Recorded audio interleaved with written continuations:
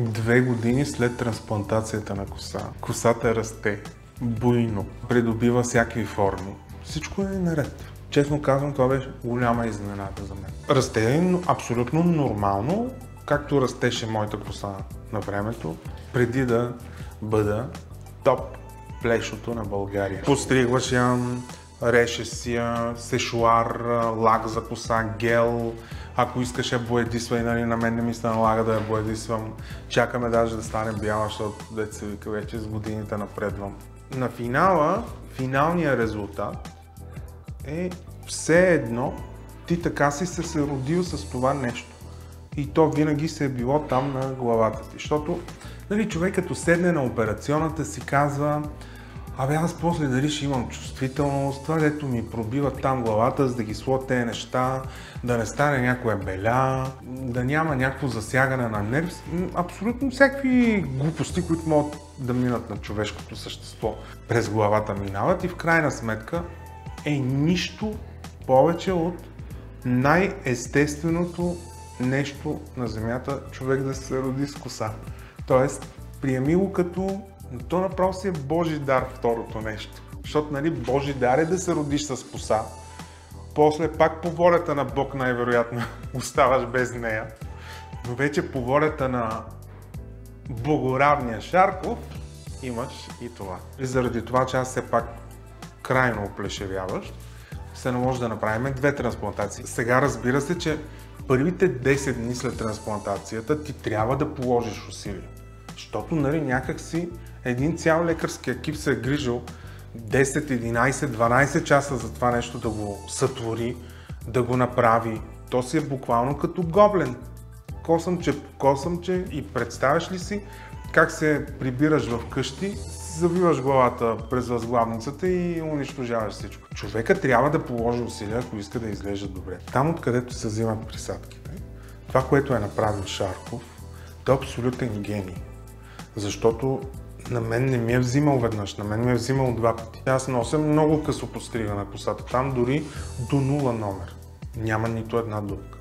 Но съм виждал изпълнения на хора, които не са си правили тук нещата и това не е, защото е Шарков. Просто не са си направили косите в България и виждам глави, които приличат на луна с дупки, лунни дупки, което е ад. Най-вероятно е нормално нали, да пада 1-2 косъма, това са нормални неща, но няма такова нещо като... А и това, което си говорихме за Шарков е, че реално всъщност това, което се захване, защото нали, това си е голо поле. Ти отиваш на полето и почваш да сееш. И сега знаеш, че на полето не може 100 от 100 да се захване. Това е някаква фантазия 100 от 100, според мен. Сега казвам за хората, които така отиват в къщи, в саксийката и си засяват магданоз или розмарин. Не всичко се захваща. То така и с тая коса. Но да кажем, че 98%, 97%, което е много добра успеваемост. Поне при мен е така. Аз съм много доволен. Какво означава заслужаваш ли си? Разбира се, че се заслужава. Ти само като видиш този резултат, как да не се заслужава.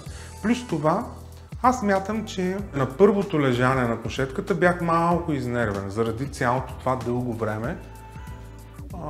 Обаче на второто ми беше супер приятно, защото ти вече знаеш. Човек трябва малко да се въоръжи с търпение, за да може да даде на екипа по-лесно да си свърши работата. Защото сега, нали, като отиваме на такова нещо, ти знаеш, че трябва да дадеш и от себе си. И ако искаш да го направиш, просто отиваш и го правиш. И после, да, трябва и търпение, за да порасне.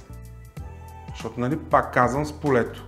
Ти отиваш, засяваш и то не изниква на следващия ден. Трябва да изчакаш 6 месеца.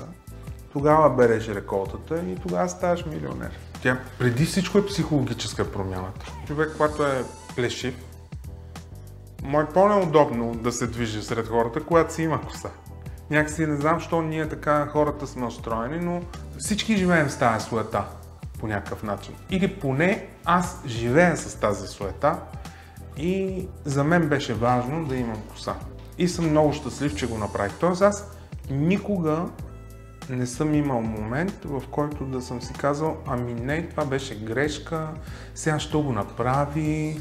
Даже Когато Шарков ме подготвяше за първите 10 дни, т.е. нали, че трябва да си внимателен, аз очаквах да е някакъв страшен ад и си казах, не, сега това ще бъде, изобщо не е така.